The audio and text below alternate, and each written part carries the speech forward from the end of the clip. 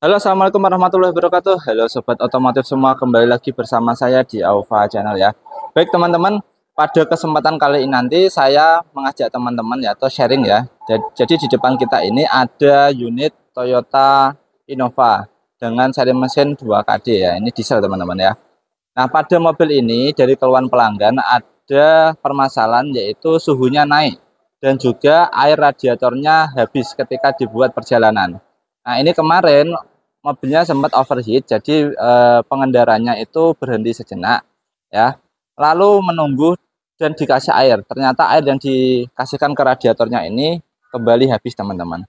Nah, hal itu mengindikasikan bahwa terjadi kebocoran pada bagian saluran pendingin ya. Entah itu nanti kebocoran pada bagian mana, teman-teman ya.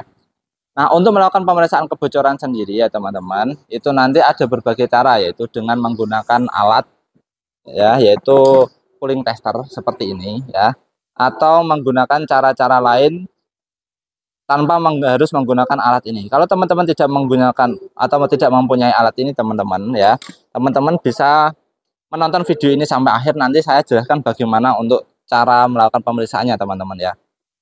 Perlu diingat teman-teman, air coolant itu nanti tidak akan habis ketika dia tidak ada kebocoran, teman-teman. Dia bakal berkurang pasti. Pada bagian reservoir ini nanti pasti dia akan berkurang. Karena apa, teman-teman? Karena di sini itu pasti ada penguapan. Nah, ini saluran pembuangannya. Jadi saluran dari reservoirnya untuk solar keluar dari uap cairan pendingin ya. Tetapi kalau ada kok kasus bahwa cairan pendingin itu habis secara cepat, semisal teman-teman nanti menambahkan air pendingin 1 minggu atau 2 hari atau 3 hari kok habis ya, berarti di situ mengindikasikan bahwa terjadi kebocoran pada sistem pendinginnya. Entah itu nanti biasanya yang terjadi kebocoran itu bisa dari bagian kisi-kisi radiator ini, bagian dalamnya itu bisa pecah karena ada sumbatan di dalamnya, atau bisa karena bagian upper tanknya ini, teman-teman, yang sudah lapuk. Karena ini banyak adalah plastik ya. Dia bukan kuningan seperti mobil-mobil dahulu, tetapi dia sudah menggunakan plastik ya, yang tahan panas ya. Jadi nanti kita langsung saja untuk lakukan proses pemeriksaan pada mobil ini, apa yang menyebabkan dia kehabisan cairan pendingin ya. Nah, di sini bekasnya ini cairannya sudah tumpah ya, teman-teman ya. Nah, langsung saja untuk cara pemeriksaannya. Nanti kita siapkan untuk air sabun, teman-teman ya, untuk mendeteksi bagian-bagian yang mengalami kerusakan atau kebocoran. Dan juga kita gunakan ini air gun untuk memberikan tekanan ke dalam radiator ini. Nah, ini adalah pengganti dari cooling tester ini, teman-teman. Nah, kenapa saya tidak menggunakan cooling tester ini ya? Soalnya saya ingin menunjukkan ke teman-teman bahwa tanpa cooling tester pun kita bisa melakukan pemeriksaan kebocoran dengan menggunakan air gun ini, teman-teman ya. Caranya gimana, teman-teman? Lewat saluran ini nanti kita basahi dulu bagian upper tanknya. Kita cek upper tanknya dulu, teman-teman. Ini menggunakan air sabun cuci piring, teman-teman ya. Nah, ini kita cek dulu pada bagian upper tanknya, pada bagian selang-selangnya juga ya. Nah, kita kasih air ini nanti. Setelah itu nanti kita kasih tekanan pada bagian selang outputnya ini atau selang pembuangan pada bagian reservoirnya ini untuk Innova, teman-teman ya. Nah, ini kita kasih sedikit tekanan saja, nggak usah banyak-banyak, teman-teman. Selanjutnya kita cari pada bagian sini ada yang berbuih atau tidak ya. Nah, di sini, teman-teman, ini ada buihnya di bawah dari upper ini, selang uppernya ya, teman-teman. Nah, di sini ada buihnya. Coba kita tekan lagi. Nah, di sini ada buihnya. Tetapi untuk bagian lain termasuk bagian-bagian bawah ini tidak ada yang menandakan keluar buih. Jadi bisa dipastikan bahwa di sinilah ya akar permasalahannya, teman-teman. Nah, ini coba kita bersihkan dulu ya. Coba kita bersihkan. Nah, ini nanti kita cek, teman-teman. Nah, ternyata di sini memang terjadi kerusakan ya pada bagian ini. Ini kalau saya raba ini ada yang retak sedikit, teman-teman ya. Nah, ini mungkin nggak kelihatan kalau di kamera ya. Kalau saya raba ini ada yang retak sedikit, teman-teman. Nah, dan jangan puas, teman-teman, kalau teman-teman yang sudah menemukan, oh ini nanti tinggal diganti upper tanknya sudah berhasil, sudah selesai permasalahannya. Tidak, teman-teman ya. Jadi kalau mengalami hal seperti ini teman-teman, jangan langsung berpuas diri, oh ini pasti cuman bagian upper tanknya karena usia. Enggak gitu teman-teman. Di sini bisa terjadi retakan. Pertama, bisa karena faktor usia, betul ya. Karena faktor usia yang sudah terlalu lama atau jangka pemakaiannya sudah terlalu lama. Yang kedua, bisa disebabkan karena tekanan yang terlalu berlebih pada bagian radiatornya ini teman-teman. Itu banyak hal yang bisa menyebabkan terjadinya seperti itu. Salah satunya yang utama adalah pada bagian termostatnya yang tidak membuka ya.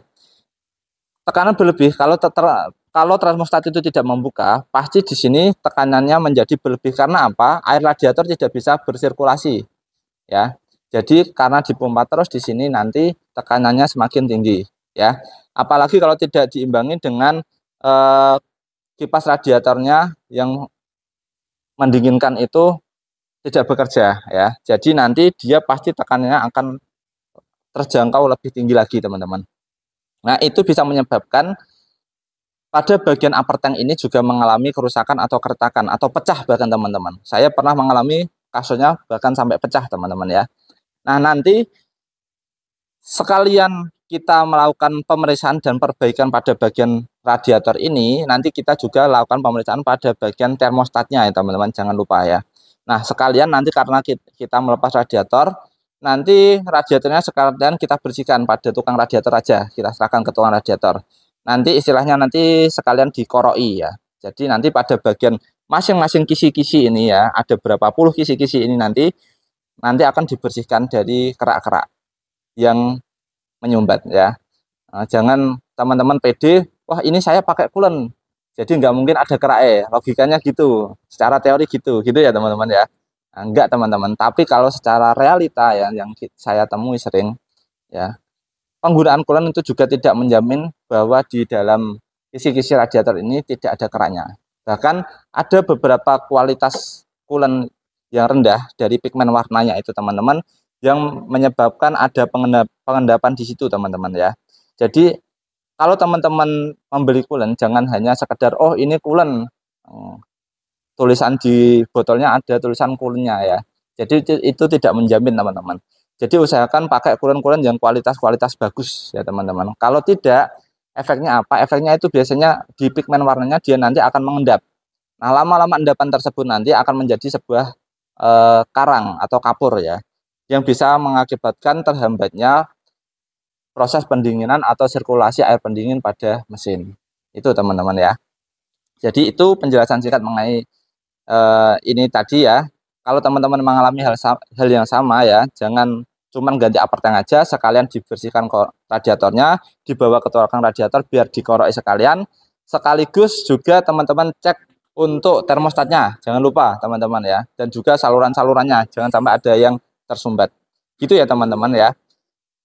Nah itu ya penjelasan singkat video kali ini dari saya. Kurang lebihnya mohon maaf. Kalau ada saran atau masukan apapun dari teman-teman, bisa langsung teman-teman tulis di kolom komentar yang ada di bawah, karena komentar teman-teman akan membantu perkembangannya channel ini.